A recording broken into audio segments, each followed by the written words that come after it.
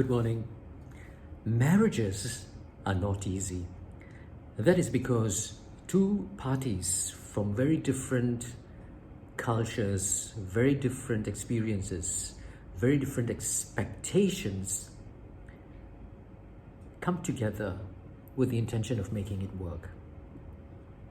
Now, unless both of them are equally committed to understanding each other and putting effort into making it work, it is going to be very tough, because eventually one party is going to feel sidelined, one party is going to feel taken advantage of, because the other party is getting all the better end of the deal, the perception that one party is having a better deal over the other. So that puts a strain on the relationship. Now, I heard this story, a true story about two sisters, and it was the narrative of the younger sister. She was saying that the elder sister, when she was very young, going to school, high school, the elder sister had all the privileges, had boyfriends, partied, did all the things that when it was time for the younger sister, they were about 10 years apart. When the younger sister wanted to do these same things, they were curbed by the parents. The elder sister was then sent off to United Kingdom to study. After a year or so, they got a call, an emergency call, and the parents were informed that the sister had collapsed and she had overdosed on drugs, and she had done it so badly that it affected her brains. And so the younger sister took some time off to go and stay with the elder sister, took care of her, and there they forged a bond. So what was initially a dislike for the younger sister began to understand the elder sister better, to understand the psyche of the elder sister, and after that they became very, very close. Now, I believe that, and you can see this same phenomenon help being in situations where there's a lot of tension, when in the military, when people go and fight wars. After that, they get they depend on each other to fight a common enemy. They bond into a relationship that is hard to break. They trust each other with their lives. Now, part of the reason possibly that marriages don't work is because we don't have a common enemy. You don't have a cause that you're working towards for. That's so in today's circumstances, where each party is working in isolation, in silos.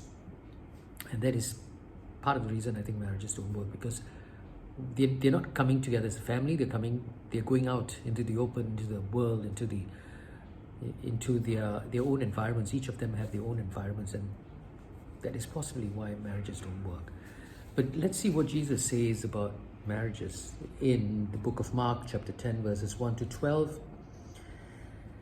And again crowds gathered round him, and again he taught them, as his custom was. Some Pharisees approached him and asked, Is it against the law for a man to divorce his wife? They were testing him. He answered them, What did Moses command you? Moses allowed us, they said, to draw up a writ of dismissal and so to divorce. Then Jesus said to them, It was because you were so unteachable that he wrote this command for you. But from the beginning of creation, God made them male and female. That is why a man must leave his father and mother, and the two become one body. They are no longer two, therefore, but one body. So then, what God has united, man must not divide. Back in the house, the disciples questioned him again about this, and he said to them, The man who divorces his wife and marries another is guilty of adultery against her.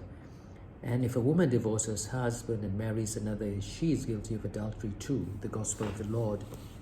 Today, with so many divorces happening, so many separations, so many people after being married going their own ways, One wonders whether this verse, this passage, is relevant in today's times. How do we make marriages work? Why is it marriages don't work? And I think it's because they don't have the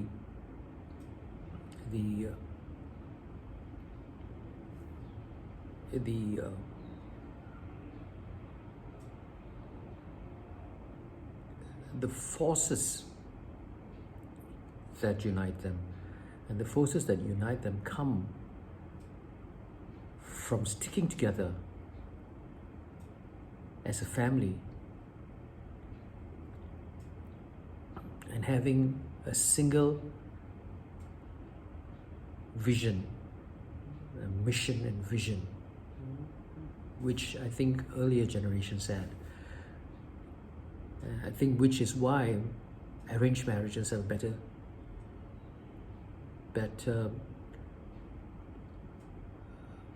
ratio of working out. It's because the cultures, the elders come together and make sure that they are from a similar culture, similar background, similar earning structure, so that there's a chance that they have the better chance of them having a singular mission and vision to make the marriage work. And that's what I think. What do you think? Have a good day.